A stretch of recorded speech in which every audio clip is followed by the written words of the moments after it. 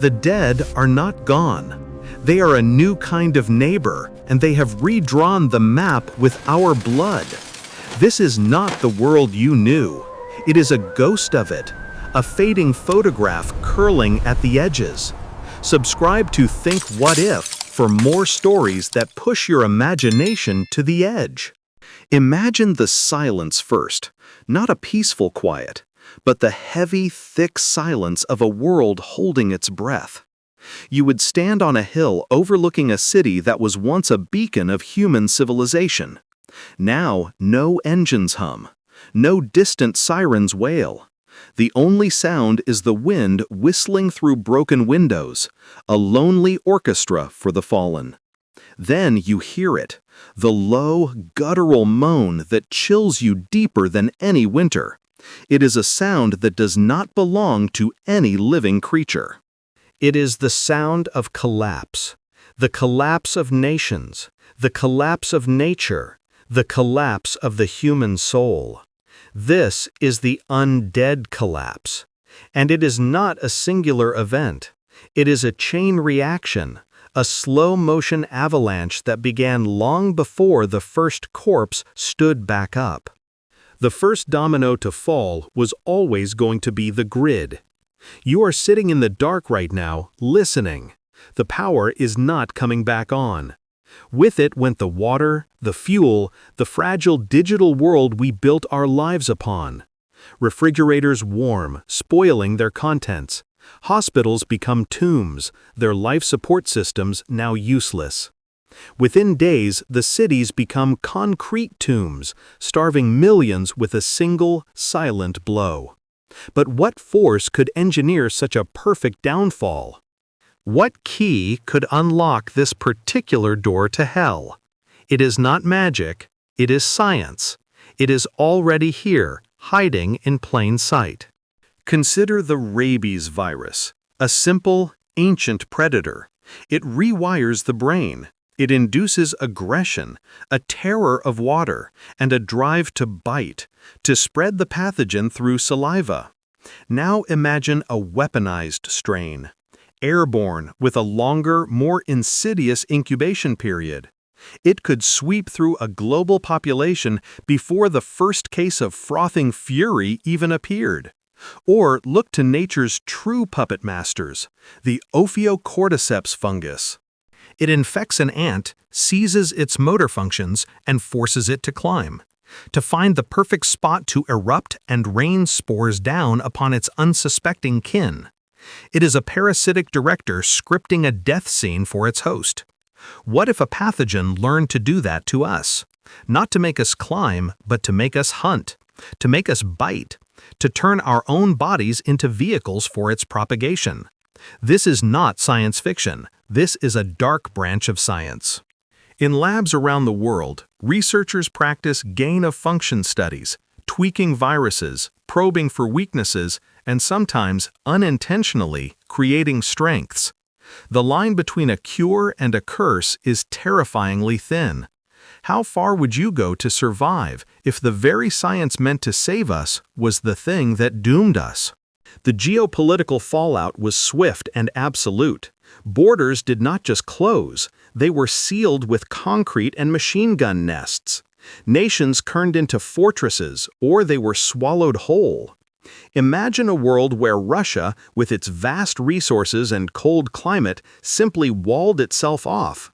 Siberia becomes a frozen bastion, the undead freezing solid in the brutal winter, only to thaw and stir again each spring. China, with its immense population and authoritarian control, might have contained the initial outbreak by sacrificing entire provinces, but at what cost to its people, to its soul? The United States, a nation built on the open road, would have shattered. The federal government would vanish into secure bunkers, leaving 50 states to become 50 squabbling, desperate countries. You would not be a citizen anymore. You would be a survivor in a fractured land, your passport meaningless, your allegiance only to the people beside you. What would you do now? Who would you trust when your neighbor could be your biggest threat or your next meal? And then the land itself began to change. Without us, the earth breathed a sigh of relief. The skies over smog-choked cities cleared in weeks, revealing stars our grandparents had forgotten. But this was not a gentle rebirth. It was a violent reclamation. Wolves and bears prowled the suburbs. Kudzu and ivy tear down skyscrapers stone by stone.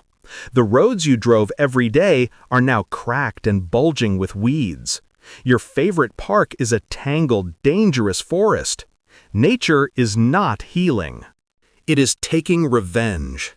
And in this new wilderness, the dead are just another part of the food chain, a terrifying, relentless part. They are the new top predator. They do not sleep. They do not fear. They only hunger. This is the new ecosystem, one we are not at the top of anymore. The silence is a lie. It is filled with the scuttling of animals, the creak of decaying buildings, and the slow, dragging footsteps of the dead. You learn to move like a ghost. You learn that smell is your greatest enemy. The sweet, sickly stench of decay is a warning you can smell from a mile away. It clings to your clothes, your hair, the back of your throat. You learn that fire is both a savior and a destroyer. A single torch can hold them back at night, but the light can also attract every single one of them for miles. You are always making choices. Do you risk the canned food in the overrun supermarket? Do you shoot the infected stranger begging for help?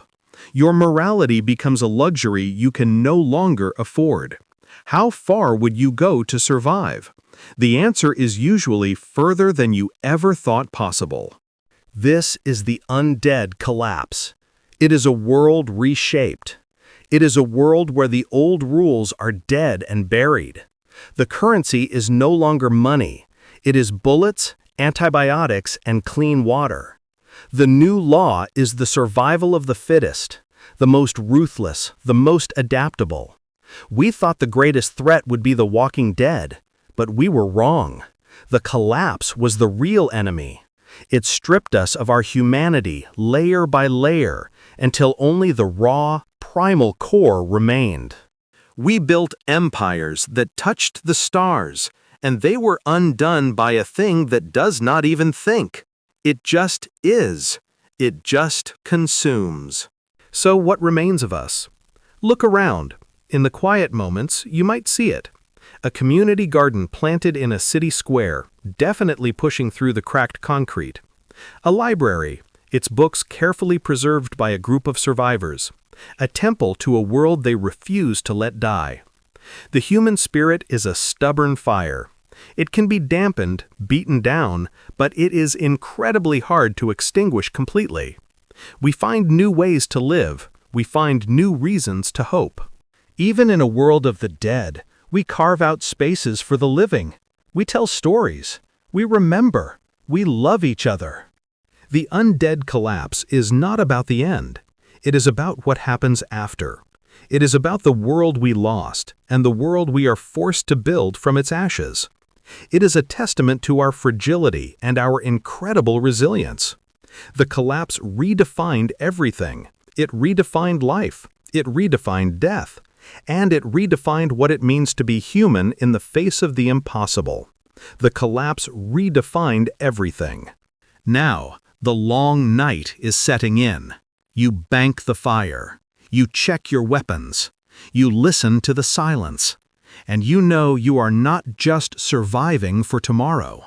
You are surviving for a future that may never come, carrying the ember of a lost world inside you, a single flickering light against the endless, hungry dark. Subscribe to Think What If for more worlds you should never forget.